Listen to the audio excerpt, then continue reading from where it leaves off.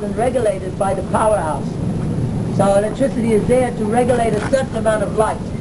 But it doesn't have as much light as the sun. The sun has much greater light than the bulb, but the sun is the cause of the bulb. Without the sun, there could be no light coming from the bulb. So therefore, you can understand that within the effect, there is a certain amount of the cause. This is logical reasoning. That within the effect, the cause is also there to some degree. In the light bulb, there's heat, and there is light, there is electricity. The sun also has heat, light, electricity, but slightly a bit more, isn't it? So we can understand that similarly in God's creation, there must also be a part of God there. But at the same time, God is not there. In the Bhagavad Gita, Krishna says, "Behold my mystic opulence. Although everything is resting in me, I am not in it. Behold my mystic power." So this is called mystical power. Mystical power, that within the creation, everything is a part of the Creator. Everything is a part of the Creator. And therefore, in our philosophy, we say, Achintya Veda, Abheda Tattva. Veda, Abheda means simultaneously one and different. Now, many people would say that's a contradiction. Just like if I say you're a very nice guy, but you're an extremely nasty guy. It seems contradictory, doesn't it? You can't say one without the other. You can't say this water is incredibly hot and extremely cold at the same time. So to say that everything is one and different seems to be very contradictory. But actually, we should understand according to purpose. According to purpose, everything has certain function. What we call the characteristic, everything has certain characteristic. The characteristic of something, the quality of something. So that characteristic is there within every single thing. There is some characteristic. For instance, in the earth, there is taste and smell, isn't it? You pick up some earth, you can smell it, you can taste it. Now, the earth also has many wonderful qualities. For instance, when we talk about water, air, earth, water, fire, air, ether, within the earth, all of the qualities are there to satisfy your different senses. For instance, nice flowers come from the earth, and you see them with your eyes. You see, when you're looking in a beautiful garden full of nice flowers, the earth is giving you these flowers, but your eyes are seeing. You're not seeing them with your ears, isn't it? You're seeing with your eyes. So the earth is the mother. What do you call the mother? Because the earth is giving you beautiful flowers, giving you lots of nice foodstuffs, just like the grass. Grass is useless. There's loads of grass here.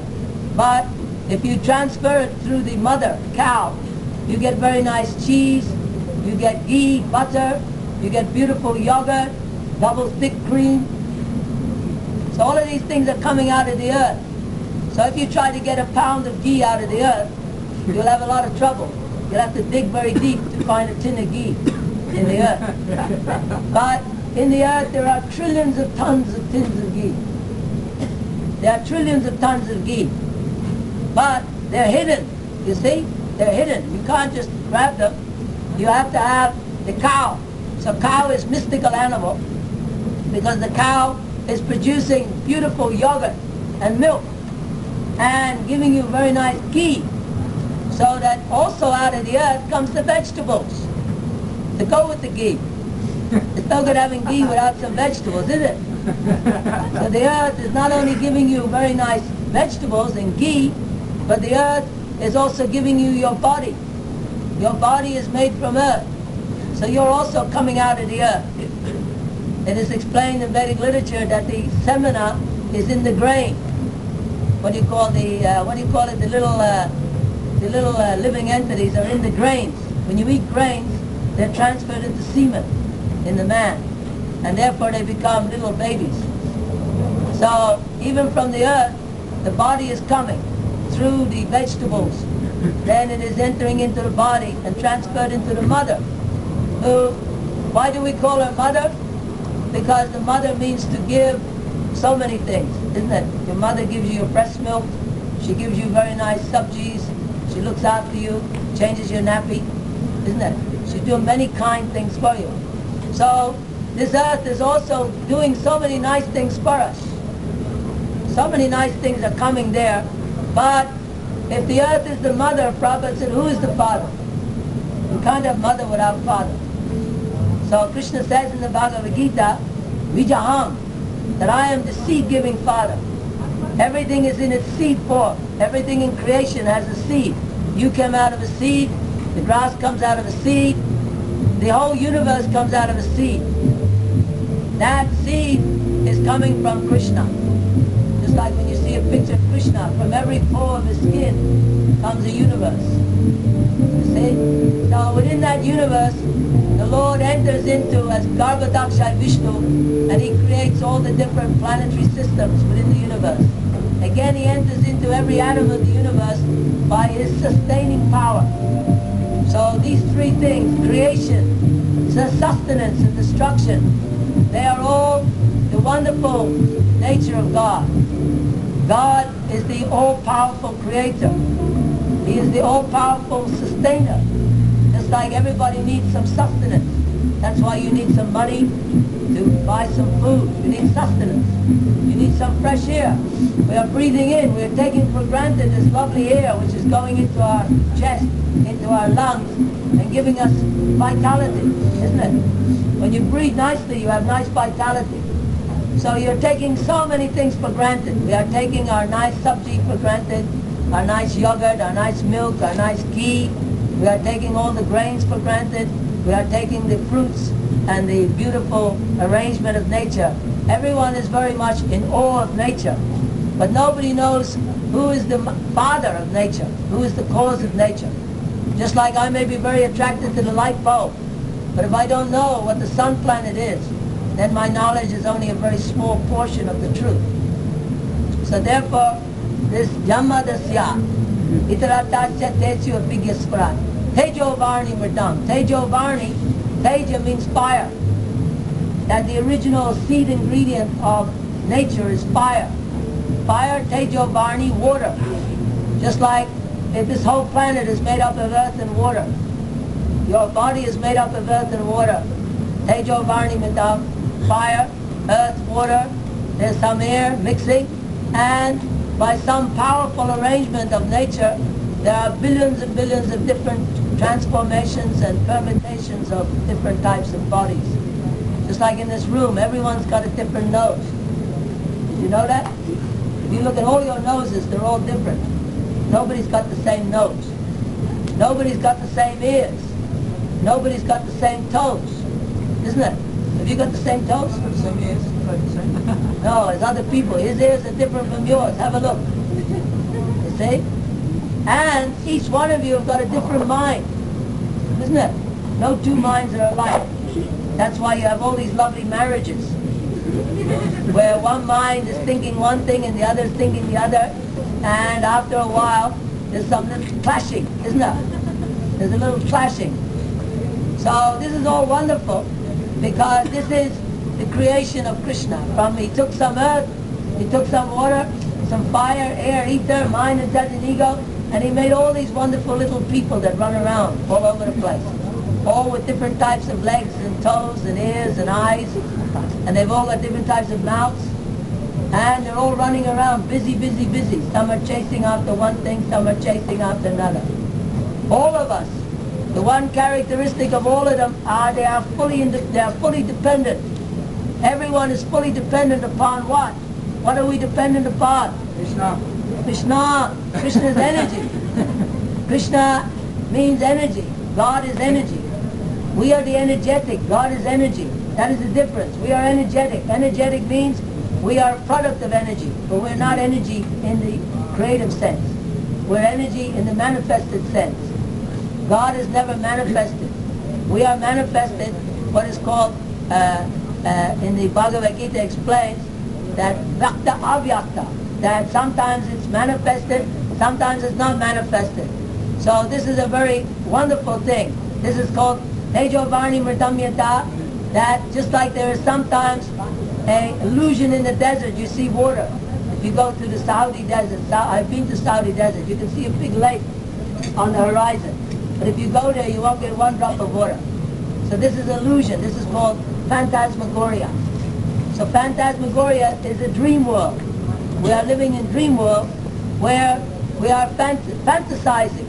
Everyone here has fantasized, haven't you? You fantasized about the beautiful wife you're going to get, or the new money you're going to get, or when you look in the mirror, sometimes you have to fantasize. You have to fantasize. You have to think things are going to get better. Because they can't get much worse, at least in my case. So we fantasize because we are living in fantasy world. We are living in fantasy world. Fantasy world means like a dream. As Shakespeare said, the world is but a stage, and everyone is but an actor who is playing out his part. That may not be quote for quote. Rihanna, you know the quote for quote? No? The world is a stage and we are merely players upon it. Oh, very good. Speak the whole thing, then there's something else. The whole play? No, that's, he said we are merely players upon it. Who? Oh, I don't know this one. Huh?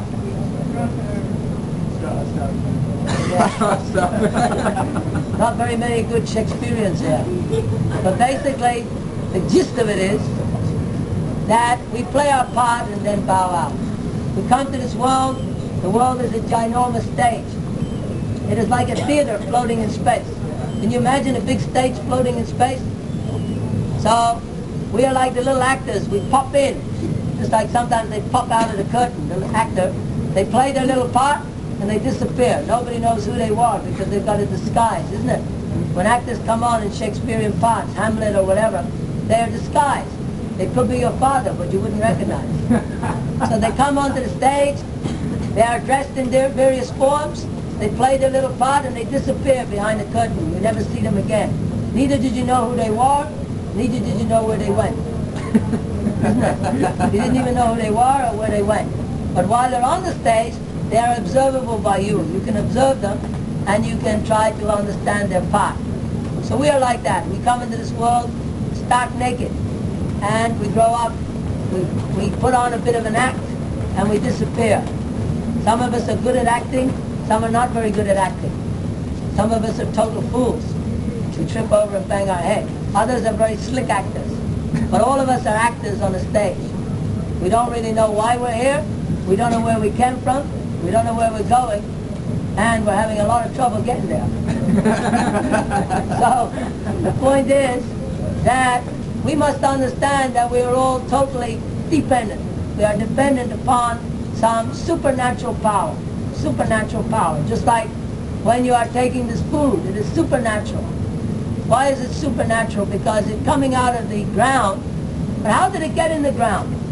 How does it come out? Just like Prabhu said, with all of our industrial enterprises and huge chemical companies, still to this day we can't produce one peanut in the factory. We have huge factories, but we can't produce one peanut.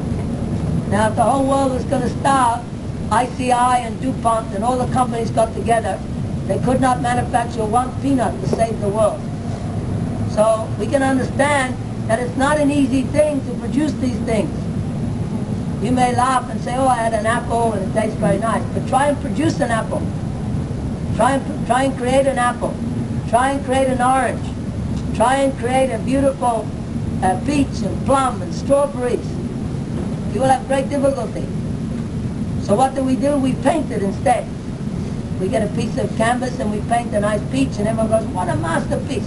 I think it was Van Dyke. Who's that fellow who cut off his ear? Van Gogh.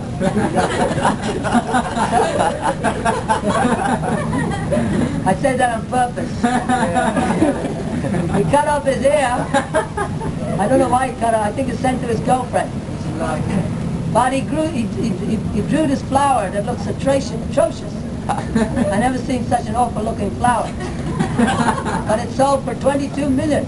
Now, I reckon even I could draw better, but anyway. He's obviously a very famous guy. The fact of the matter is, he was completely poverty-stricken his whole life. But I guess it inspired him to grow this sun daisy. What is it called? Sunflower. So, he became very amazed at this flower. But I don't think it's very amazing. It looks like it's drooping also. It's not even standing up, it's going like that. And some people pay 22 million for such a stupid looking flower. So we can understand that people are crazy.